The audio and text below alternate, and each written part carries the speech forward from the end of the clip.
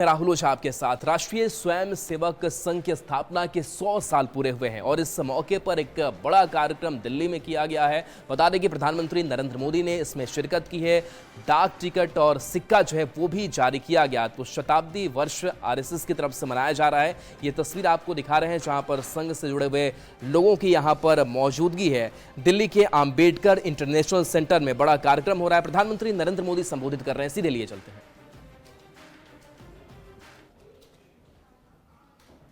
वो था व्यक्ति निर्माण से राष्ट्र निर्माण, और इस रास्ते पर सतत चलने के लिए जो कार्यपद्धति चुनी वो थी नित्य नियमित चलने वाली शाखा।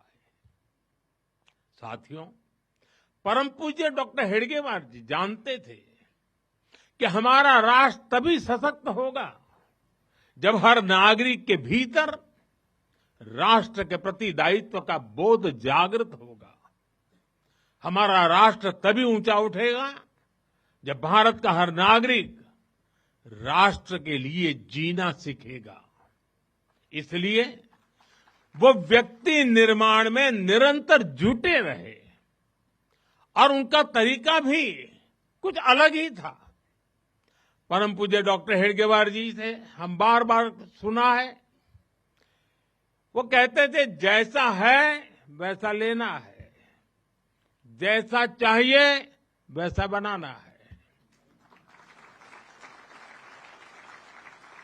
लोक संग्रह का डॉक्टर साहब का ये तरीका, कुछ कुछ अगर समझना है तो हम कुम्हार को याद करते हैं।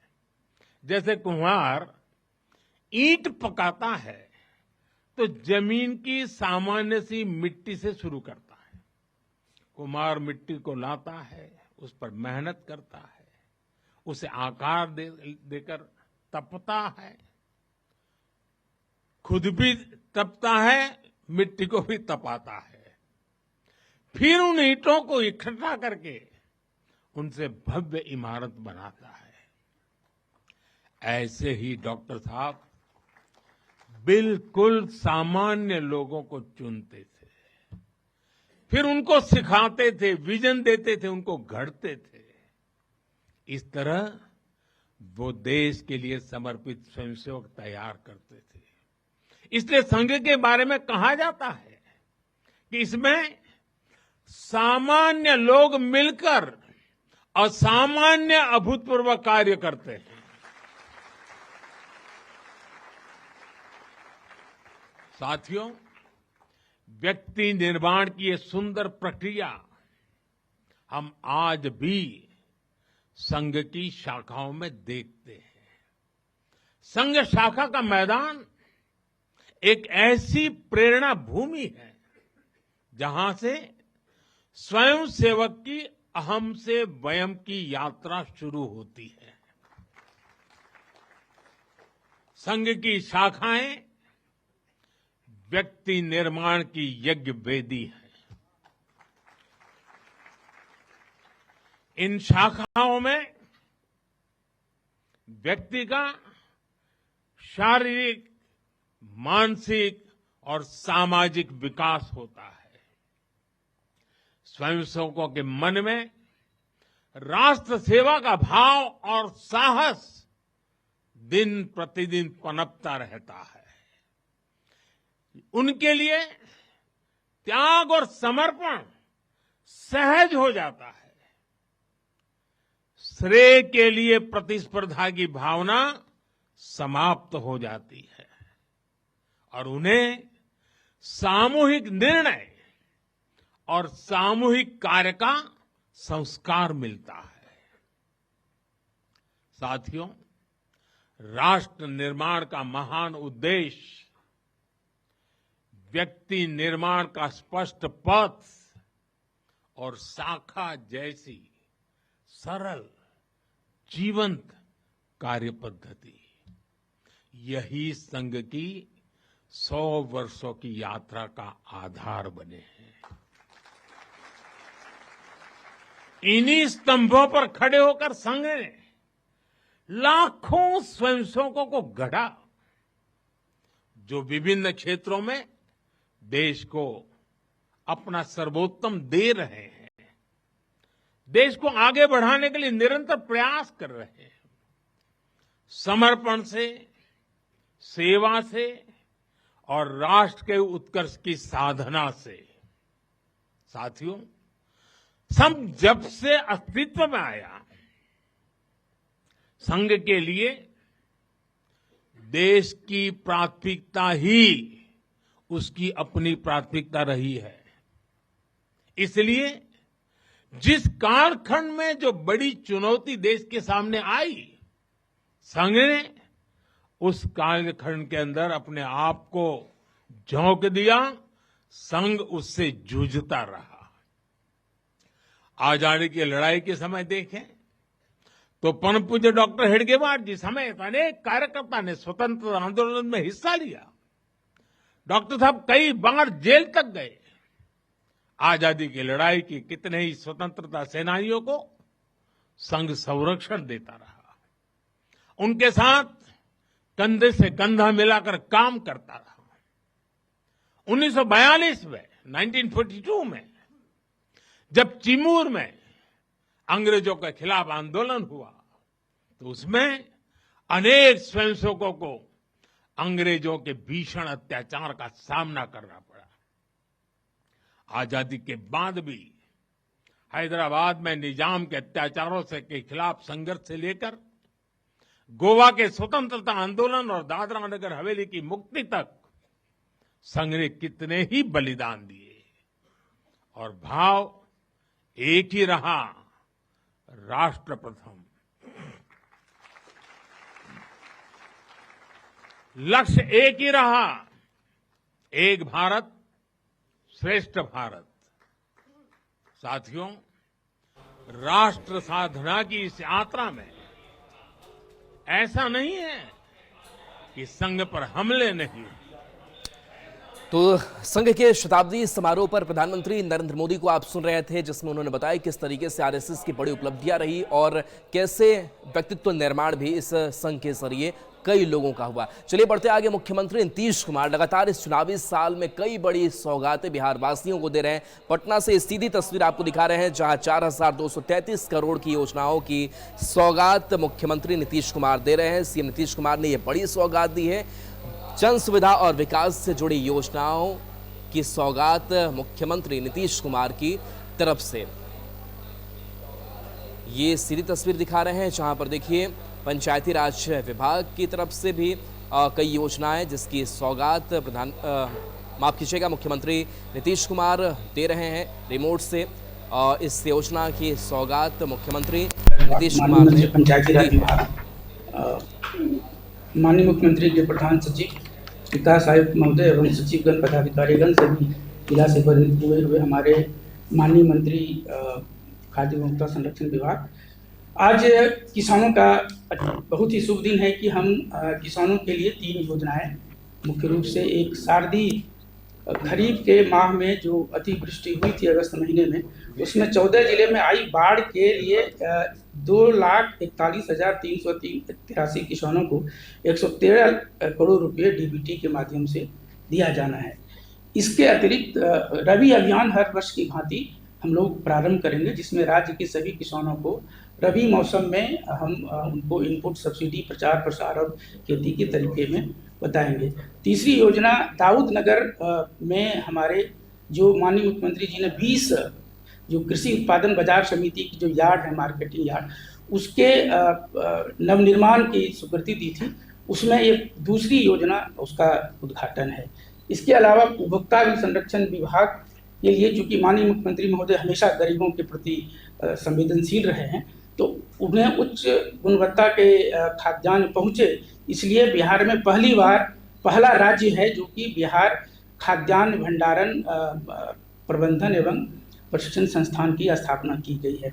तो इन 4 योजनाओं का आज ये कार्यक्रम है। मैं माननीय मुख्यमंत्री महोदय से अनुरोध करूंगा कि डीबीटी के माध्यम से 113 करोड़ योजनाओं की राशि हस्तांतरित करें। कर दिया।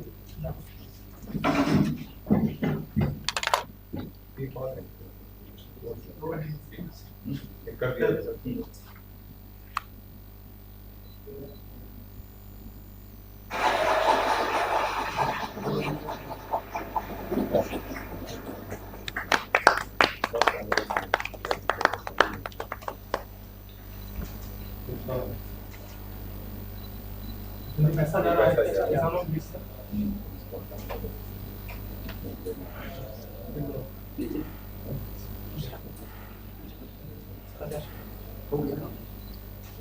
बाद मैं माननीय मुख्यमंत्री महोदय से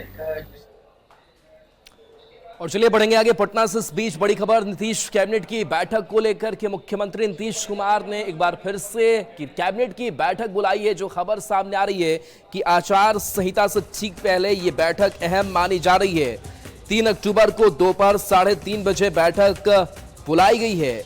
जन कल्याण से जुड़े कई बड़े फैसले लिए जा सकते हैं। कई विभागों के कई अहम प्रस्ताव पर मुहर लगने की संभावना है। तो देखिए अब कुछ दिनों में बता दें कि आचार संहिता लगना है, लेकिन उससे ठीक पहले जो कई काम है उससे निपटाने भी हैं। तो मुख्यमंत्री नीतीश कुमार ने कैबिनेट बैठक बुलाई है जिसमें जन कल्याण से जुड़े कई फैसले लिए जा सकते हैं। संजय हमारे साथ न्यूज 18 संवाददाता फोन लाइन पर। संजय, आचार संहिता से ठीक पहले ये अहम बैठक, क्या आपके पास और अपडेट?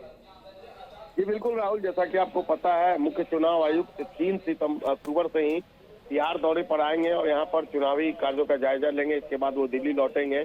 तो ये माना जा रहा है कि जल्द ही चुनाव की तिथि की घोषणा हो जाएगी, कोड ऑफ कंडक्ट लागू हो जाएगा। उसके ठीक पहले नीतीश सरकार ने 3 अक्टूबर को दोपहर 3:30 बजे ये बैठक बुलाई है कैबिनेट की, और हो सकता है कि यह नीतीश सरकार के मौजूदा कार्यकाल की अंतिम बैठक हो और इसमें कई कल्याणकारी और महत्वपूर्ण एजेंडों पर मुहर लगने की जानकारी सूत्रों के हवाले से मिली है और काफी अहम बैठक होगी। सीएम नीतीश कुमार की अध्यक्षता में यह बैठक बुलाई गई है जिसमें दोनों डिप्टी सीएम तमाम मंत्री जो है वो शिरकत करेंगे और कई महत्वपूर्ण और जन कल्याणकारी एजेंडों पर मुहर लगने की बात सामने आई है। देखना होगा 3 तारीख को जब ये बैठक बुलाई जाती है तो किन किन महत्वपूर्ण एजेंडों पर और जन कल्याणकारी योजनाओं पर सरकार अपनी अंतिम मुहर लगाती है इस कार्यकाल में।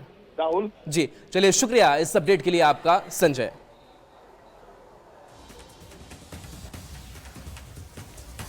और देखिए तेज प्रताप यादव अपनी पार्टी और पार्टी के कामों को काफी अब प्रमुखता से अंजाम भी दे रहे हैं। लगातार अलग अलग जगहों का दौरा कर रहे हैं, उनके साथ लोगों की मौजूदगी भी रह रही है। जनशक्ति जनता दल के राष्ट्रीय अध्यक्ष और बिहार के पूर्व मंत्री तेज प्रताप यादव ने सीतामढ़ी के रुन्नी सैदपुर पहुंचे, जहां उन्होंने चुनावी अभियान का बिगुल फूका। गाछी बाजार पहुंचे, यहां उन्होंने अपनी पार्टी का एजेंडा भी बताया जिस पर वो चुनाव लड़ेंगे, जिसमें बेरोजगारी, पलायन, स्वास्थ्य और शिक्षा शामिल है। वहीं इस मौके पर तेज प्रताप ने लोगों ने जय श्री राम के बदले जय सिया राम का नारा लगाने की अपील की। उन्होंने कहा कि ये माता सीता की जन्मस्थली है। साथ ही उन्होंने अपने राजनीतिक विरोधियों पर भी जमकर निशाना साधा। आपने सीता माता का नाम छोड़ दिया, ये गलत है। अच्छा आप जय श्री राम कीजिए, जय श्री राम करके, लेकिन आपने यहाँ पे हम बोलेंगे गलत किया। गलत इसलिए किए कि आपने सीता माता का नाम छोड़ दिया, ये गलत है। ये जानकी की धरती है, मैं इस धरती को माथे से लगाने के काम करता हूँ। सही में अगर बिहार का आप परिवर्तन चाहते हैं, सही में सामाजिक न्याय को धरातल पे लागू करना चाहते हैं, तो जनशक्ति जनता दल को आप सपोर्ट करने का काम कीजिए। और देखिए एसआईआर की प्रक्रिया जो है वो पूरी कर ली गई। फाइनल वोटर लिस्ट जो है वो भी जारी किया जा चुका है। और इस एसआईआर को लेकर के जिस तरीके से कांग्रेस ने सवाल उठाया और विपक्ष की पार्टियों की तरफ से भी सवाल उठाया जाता रहा, एक बार फिर से अमित मालवीय ने इसको लेकर के एक्स पर पोस्ट किया है।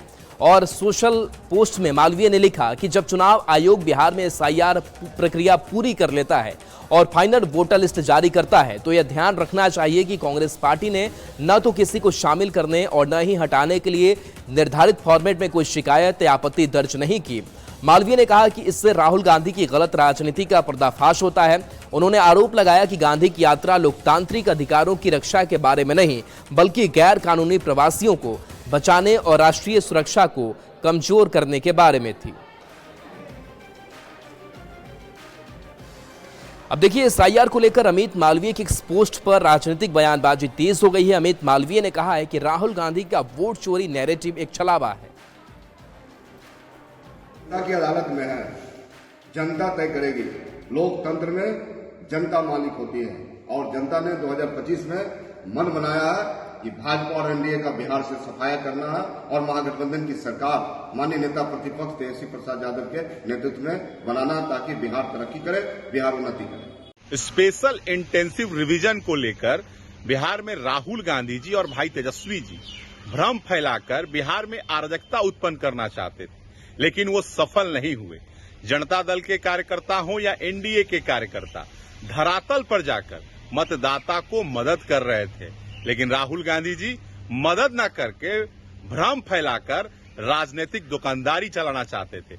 देखिए, मुख्य चुनाव आयुक्त जिस प्रकार से बीजेपी के प्रवक्ता की तरह बात करते हैं, ठीक उसी प्रकार बीजेपी के लोग भी चुनाव आयोग के प्रवक्ता के रूप में बात करते हैं। तो साफ जाहिर होता है इससे कि दोनों का मैच फिक्स है। अब चूंकि एसआईआर का फाइनल लिस्ट जो है वो जारी हो चुका है, लिहाजा हमारी पार्टी जो है वो पूरे बिहार में इसकी समीक्षा करेगी। खोदा पहाड़ निकली चुहिया। एसआईआर को लेकर कांग्रेस और राजद ने जो बवेला मचाया, उसका हस्त्र यही हुआ। चुनाव आयोग की नवीनतम रिपोर्ट ऐसे दलालों की आंखें खोल देने वाली है। हालांकि मौका अब भी दिया गया है। यदि कोई व्यक्ति वोटर लिस्ट से नाम हटने से असंतुष्ट है तो वह जिले के डीएम के यहाँ प्रथम अपील और बिहार के मुख्य निर्वाचन पदाधिकारी के यहाँ दूसरी अपील कर सकता है। फाइनल रिपोर्ट में निर्वाचन आयोग ने 21.53 लाख नए मतदाताओं को जोड़ा है। वहीं 69.30 लाख फर्जी वोटर के नाम कटे हैं। और इस बीच बड़ी खबर सिवान से है, जहां पर अंबेडकर छात्रावास के छात्रों के साथ मारपीट की खबर सामने आ रही है। बताया जा रहा है कि कुछ वहां के स्थानीय युवक पहुंच गए और छात्रावास में पहुंचकर छात्रों की पिटाई कर दी। खबर है कि सुबह छात्र गुठानी बाजार में सब्जी खरीदने गए थे, वहीं पर किसी बात को लेकर कहा सुनी और तू मैं हुआ, जिसके बाद अचानक बगल के गांव के कुछ युवक छात्रावास पहुंचे और छात्रों के साथ मारपीट की और छात्रावास में तोड़फोड़ किया। इस मारपीट में कुछ छात्रों को चोटें आई हैं। छात्रावास के लाइब्रेरी को क्षतिग्रस्त कर दिया है। सूचना पर थाना प्रभारी दलबल के साथ पहुंचकर मामले की जांच में जुट गए हैं।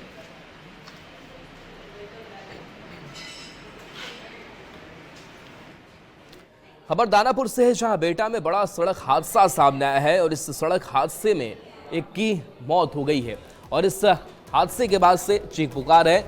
बता दें कि एक तेज रफ्तार हाईवा ट्रक ने साइकिल सवार एक बच्चे को कुचल दिया, जिससे मौके पर ही उसकी मौत हो गई। मृतक की पहचान सोनू राम के रूप में हुई है। हादसे के बाद मौके पर अफरा तफरी मच गई। गुस्साए ग्रामीणों ने सड़क जाम कर जमकर हंगामा करना शुरू कर दिया।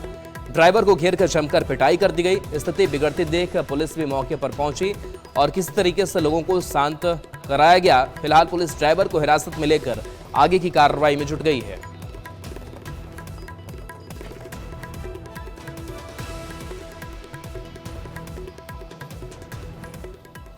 देखिए, नवरात्र का मेला है तो ऐसे में लोग भी काफी संख्या में मेला घूमने पहुंचते हैं, लेकिन मेला में जब हादसा हो जाता है तो ये गम में भी तब्दील हो जाता है। एक ऐसी तस्वीर सामने आई, बगहा की तस्वीर देखिए, आपको ये तस्वीर डरा सकती है।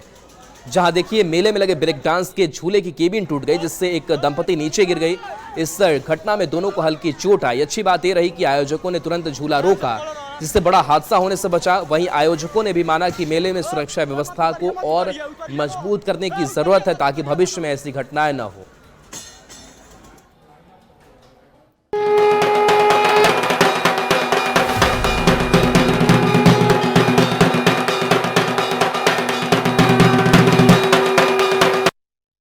और देखिए, महानवमी के मौके पर यूपी के सीएम योगी आदित्यनाथ भी अब पूजा अर्चना में लीन नजर आए। कन्या पूजन भी आज किया गया और उन्होंने कन्याओं को भोजन भी कराया है। तो देखिए, आज महानवमी और सिद्धिदात्री की पूजा हो रही है और ऐसे में सीएम योगी की ये बेहद ही खूबसूरत तस्वीर सामने आई है, जहां मुख्यमंत्री योगी आदित्यनाथ ने गोरखनाथ मंदिर में कन्या भोजन कराया।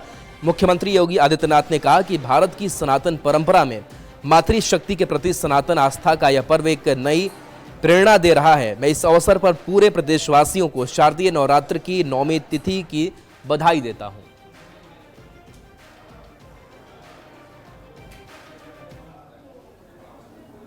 जिस परंपरा में इतना पवित्र भाव मातृशक्ति और नारी शक्ति के प्रति रहा हो, स्वाभाविक रूप से ये श्रद्धा और सम्मान का भाव ऐसे ही नहीं रहा होगा। यह उन सभी बातों को लेकर के रहा होगा, क्योंकि जीवन के किसी भी पक्ष को लेकर के अगर हम देखेंगे तो नारी शक्ति के बगैर जन जागरण के प्रति उसके बगैर इस सृष्टि की कल्पना भी नहीं की जा सकती है। और चलिए न्यूज़ 18 बिहार झारखंड पर खबरें आपके लिए लगातार जारी हैं।